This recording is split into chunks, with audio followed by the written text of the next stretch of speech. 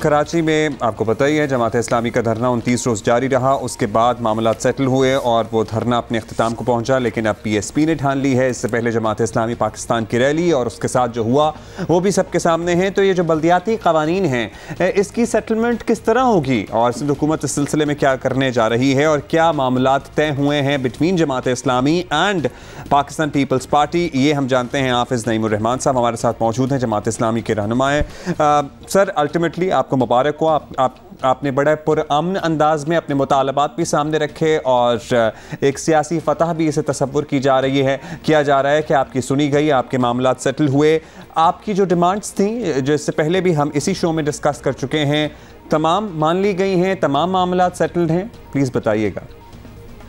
2021 का जो एक्ट था जिसमें जो सबसे अहम तरीन चीज़ थी कि तालीम और सेहत के इदारे, डिस्पेंसरियाँ, अब्बासी शहीद वगैरह तमाम अस्पताल जो उन्होंने सिंध हुकूमत के किए थे वो सारे के सारे वापस लेने का ऐलान हुकूमत ने किया, हमसे तहरीरी मुआहिदा किया और पूरी कौम के सामने मीडिया पे आकर उन्होंने ऐलान किया। ये बहुत बड़ी अचीवमेंट है कि हमने इस काले कानून को ख़त्म करवा दिया।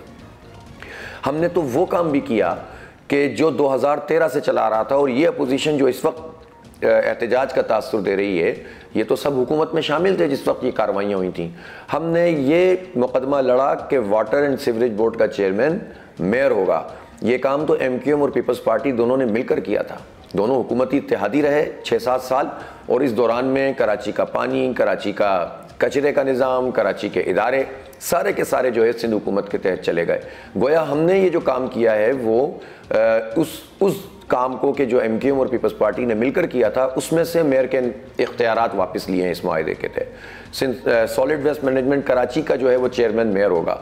फिर हमने एक और बहुत बड़ा काम ये किया कि जो मालियाती तौर पर मसला है PFC अवार्ड का, उसके लिए तय करवाया कि 30 दिन के अंदर अंदर होगा बल्दियाती इंतखाब के, और ऑक्ट्राय ज़िला टैक्स को 1999 के शेयर के मुताबिक लिया जाएगा। फिर मैं यही कहूँगा कि 2008 तक ये काम हो रहा था। 2008 से MQM और पीपल्स पार्टी की हुकूमत थी और मुसलसल कराची का शेयर इसमें से पीछे होता चला जा रहा था। 76% का शेयर अब 25% पे आ गया। हमने उसी 76% शेयर को जो है वो इंश्योर करवाया इस मुआहदे के अंदर।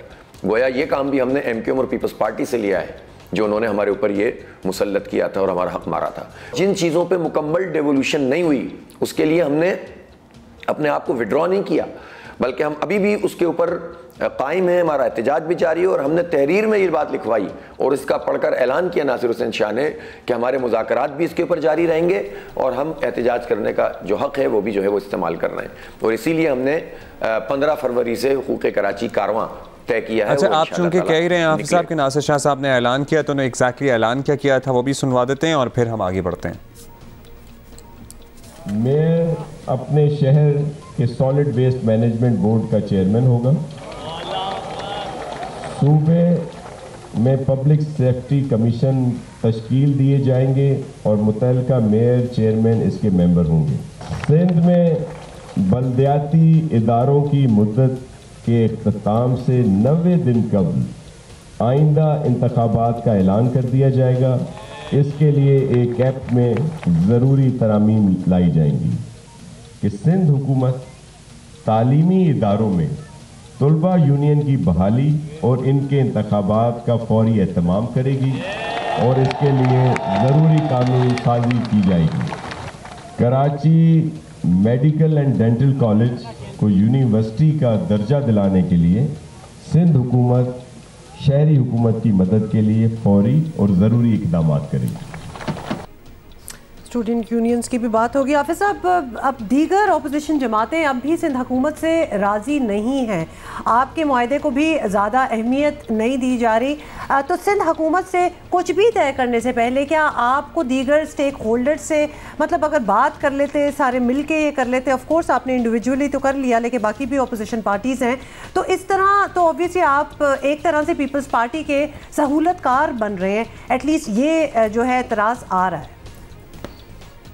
हम सिर्फ अवाम के साथ खड़े हुए। अगर ये अपोजिशन जमातें अपना रोल अदा करती जब ये हुकूमत में थी तब भी, और अब जबकि अपोजिशन में थी तब भी, इनके एक के 22 MP हैं, एक के 30 MP हैं, और इन सब लोगों की मजमूई परफॉर्मेंस पिछले 2 महीने की देख लें, 2 महीने से ज़ायद का ये वक्त हो गया है, तो आप कह सकते हैं कि ये क्या किया है। और फिर जिस तरह से एहतजाज किया वो भी अजीब व गरीब तरीक़ा।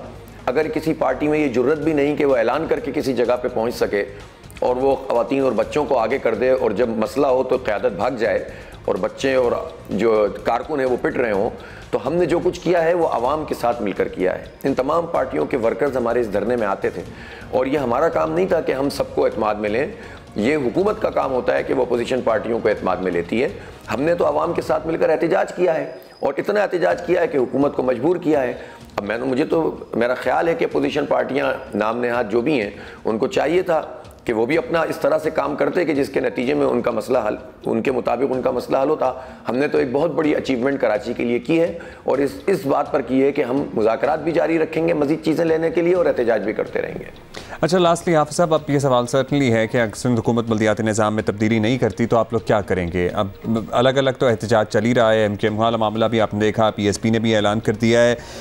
अगर आप को लगा कि भाई जिस तरह से आपसे तय किया गया था उस तरह से पेशरफ्त नहीं हो रही, तो क्या अपोजिशन जमातें आप लोग सब मिलकर कोई मुश्तरका लाहा-ए-अमल बनाएंगे?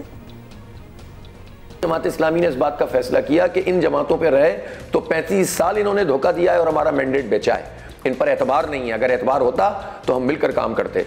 हम हमेशा मिलकर काम करने का एक वसी तजर्बा भी रखते हैं, ऐसी बात नहीं है, लेकिन जिसका एतबार ही ना हो, जो कराची को खुद तबाही में जिम्मेदार हो, जितना बर्बाद करके रख दिया इस पूरे अरसे के अंदर, और अब मौका मिला तो उस वक्त भी आप जो है वो कराची पर शबखून मार रहे हैं और जाली अपोजिशन का किरदार अदा कर रहे हैं, औरतों बच्चों को आगे करके जो है वो खुद भाग जाते हैं। तो ऐसे लोगों के साथ हम जिद्दोजहद करेंगे तो ये जिद्दोजहद ही खराब हो जाएगी। हाँ, अगर उनके अंदर दम है तो वो तो इतनी बड़ी ताकत रखते हैं, हमारा क्या है, हमारी तो कोई पोजीशन ही नहीं है इलेक्टोरल। तो जब हम ये काम कर सकते हैं तो ये क्यों नहीं कर सकते? तो इसलिए ये इस चक्कर में रहकर के इनके साथ मिलेंगे, तो ये मिलकर इन्होंने किया तो था, इन तीनों ने मिलकर एहतजाज किया था, क्या बना उसका पता ही नहीं चलता कौन क्या कह रहा है। एक पार्टी के अंदर 10 राय होती हैं और 10 राय साथ साथ चल रही होती हैं। तो जिन पार्टियां आपस में ये लोग इत्तेहाद नहीं कायम कर पा रहे अपनी ही पार्टी में, तो उनके साथ मिलकर तो हमारा पूरी जिद्दोजहद खराब हो जाएगी। इसीलिए हमने आवाम के साथ मिलकर जिद्दोजहद की। ठीक है जी, आपका ये मानना है जमात इस्लामी को रिप्रेजेंट करते हुए कि MKM तो खुद इस शहर की तबाही के जिम्मेदार है, तो आप कैसे उन पर एतबार करें। बहुत शुक्रिया आपका हाफिज़ नईम साहब, आपने वक्त दिया।